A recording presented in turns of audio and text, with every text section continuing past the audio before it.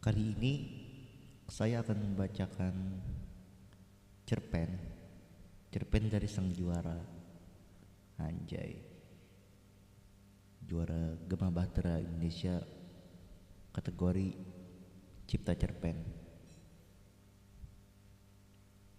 Hemartia Metanoia, karya cipta Muhammad Riki Rahman. Dalam kegelapan hening dan terpencil, terbangunlah seorang pria berbadan tinggi dengan zirah menutupi badannya. Matanya berusaha meresapi kegelapan yang menyelimuti, namun tidak ada gunanya. Semua terasa asing, sunyi, dan hampa. Namun ketika ia berpikir demikian, suara langkah terdengar. Tap, tap, tap, tap. Udara dingin menembus zirah miliknya. Namun langkah itu terdengar seperti irama alam yang tenang. Setiap langkahnya adalah ketukan lembut, seperti detak jantungnya saat ini dalam gelapnya sunyi. Dia tidak sendiri, gumamnya dalam hati. Selamat, kamu terpilih. Seseorang dapat menemukan keajaiban dalam tempat yang paling gelap di dunia. Hahaha.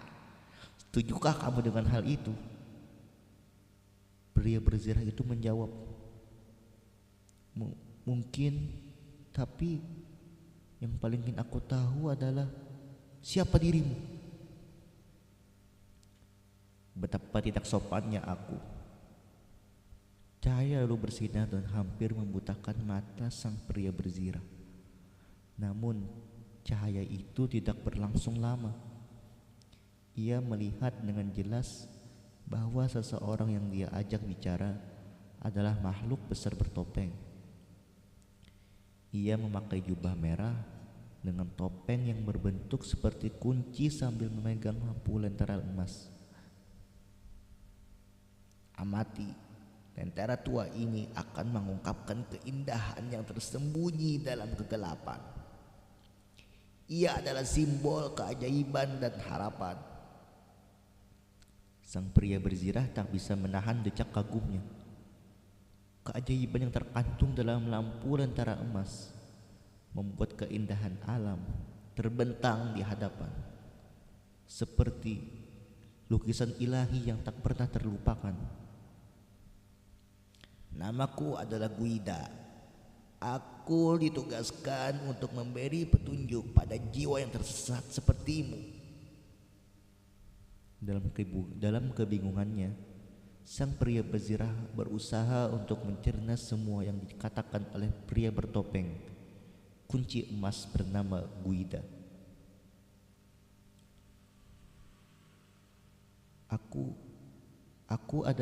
Namamu adalah Aisunam. Tidak perlu memberitahuku. Ketika pria berzirah mendengar nama aslinya Aisunam, ia merasa terkejut dengan kebingungan yang mendalam. Matanya melebar dan dia merenung dalam bisu. Nama yang ia dengar menciptakan keraguan yang tak terkira. Kenapa kamu bisa tahu namaku? Guida tersenyum mendengar pertanyaan Aisunam. Karena di balik topengmu ada nama yang tertulis. Nama itu adalah Aisunam. Aisunam tidak menyadarinya. Ia lalu memegang wajahnya dan ternyata benar. Selama ini dia memakai topeng. Ia semakin jatuh dalam jurang kebingungan. Topeng itu tidak bisa dilepas. Tidak usah terlalu dipikirkan, Aisunam. Aku Guida akan membantumu keluar dari dunia ini dan membuatmu duduk di tahta tertinggi, Singgasana Nirmala.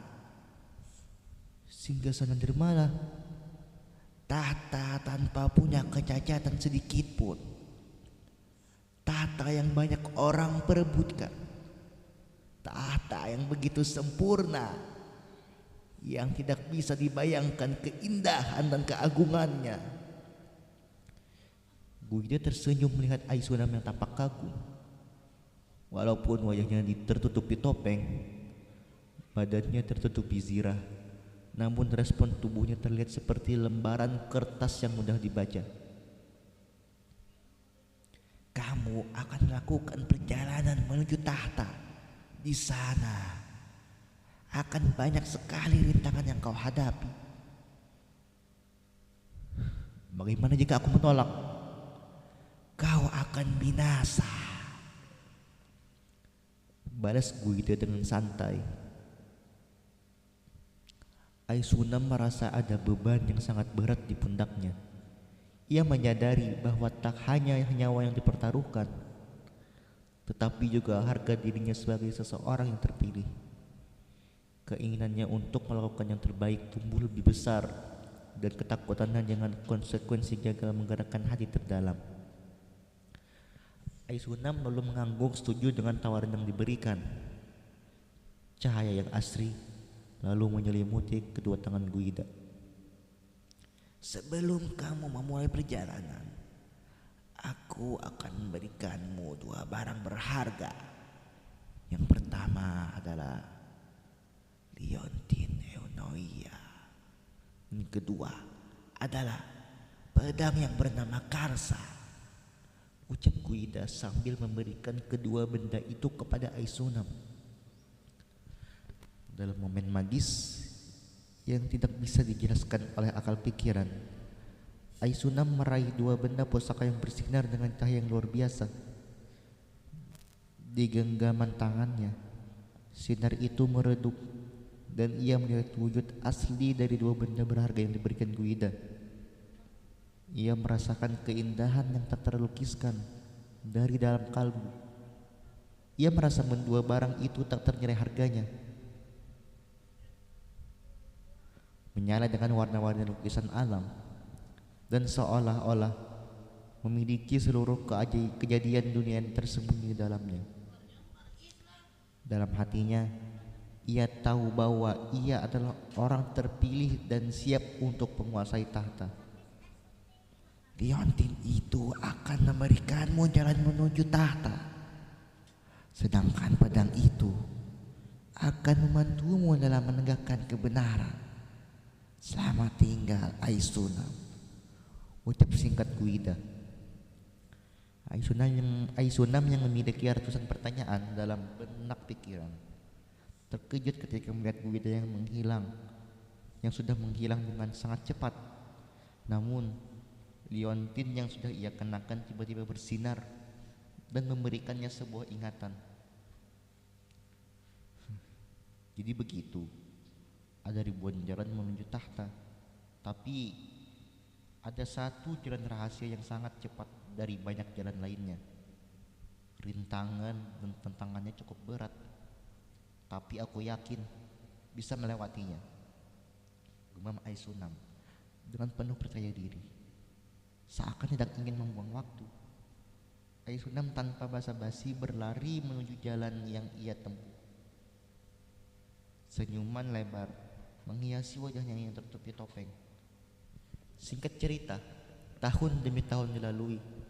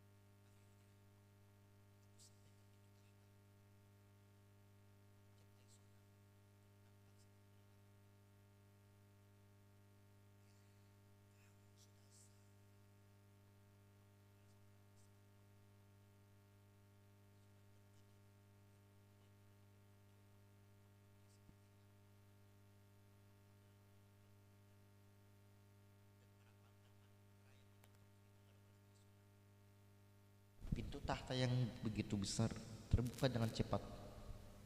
Ini, ini,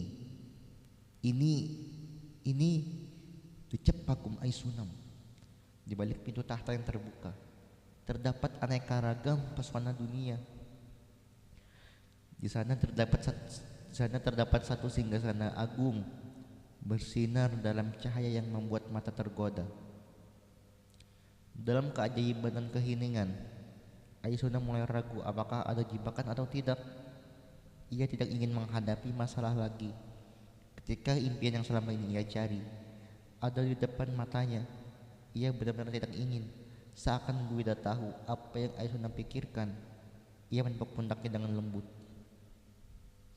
Berjalanlah ke sana, namun jangan lihat ke belakang.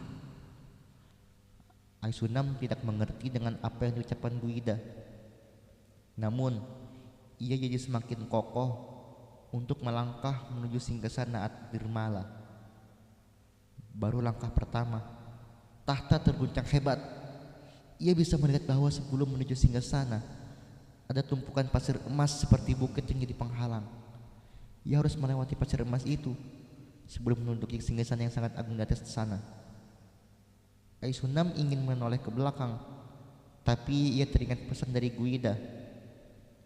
Aisunam memantapkan dirinya dan mulai berjalan di tumpukan bukit pasir. Dalam setiap langkahnya, ia merasakan panggilan takdir yang mengalir, seakan ia adalah bagian dari legenda yang terus berkembang. Legenda yang siap untuk menulis kisah baru dalam sejarah yang luar biasa. Tap, tap, tap. Langkah kakinya terasa sangat ringan, walau sebenarnya ia membawa pedang dan jerah yang cukup berat. Liontin yang ia kenakan kembali menyala bersamaan dengan pedang yang ia pegang. Tap, tap, tap, tap. Semakin melangkahkan kaki menuju tahta, semakin ringan kakinya. Aisunam tersenyum lebar di balik topengnya.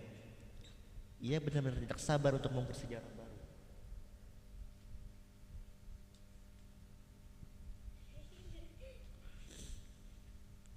Tap, tap, tap.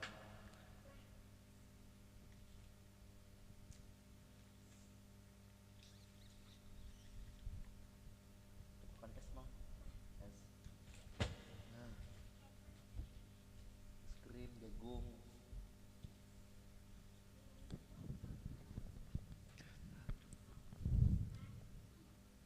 Hanya perlu beberapa langkah lagi menuju singgasana Dirmala.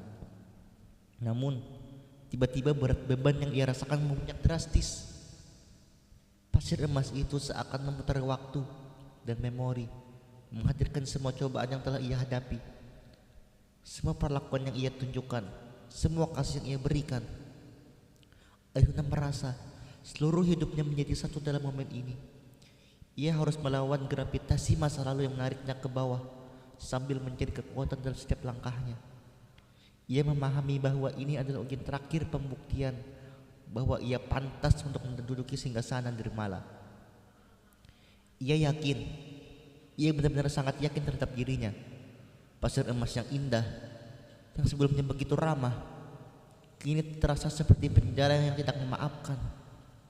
Dan semakin Aisunam berjuang untuk mencapai singgasana, semakin pasir emas itu menolaknya, menariknya dalam kesombongan kecil yang ia simpan dalam hatinya.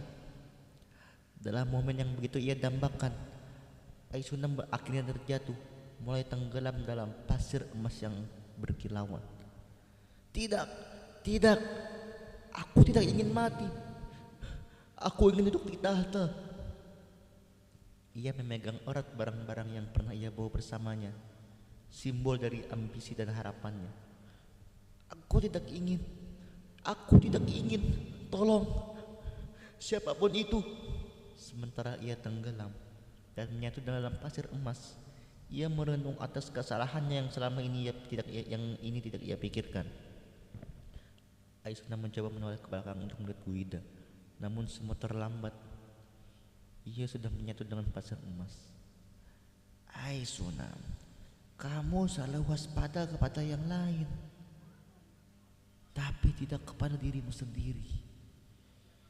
Guida lalu menggerakkan dirinya dan tiga barang Aisunam tiba-tiba terbang mengarah dirinya. Ketiga barang itu adalah pedang, liontin, dan topeng yang digunakan Aisunam.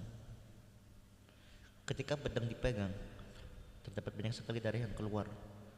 Ketika liontin dibuka isinya, terdapat bau busuk yang sangat menyengat. Ketika topeng selama ini dikenakan Aisunam dibersihkan, muncul tulisannya balik namanya. Guida tersenyum kecut. Tulisan itu adalah Candala yang berarti rendah dan hina. Kamu merasa terpilih dan pantas untuk menduduki singgasana. Lantas, kenapa kamu lebih memilih jalan yang singkat? Kamu bahkan tidak peduli dengan orang di sekitarmu dan selalu fokus pada ambisi untuk mendapat kemegahan singgasana. Ucap Guida melempar seluruh barang Aisunam ke tempat temukan barang tidak berguna.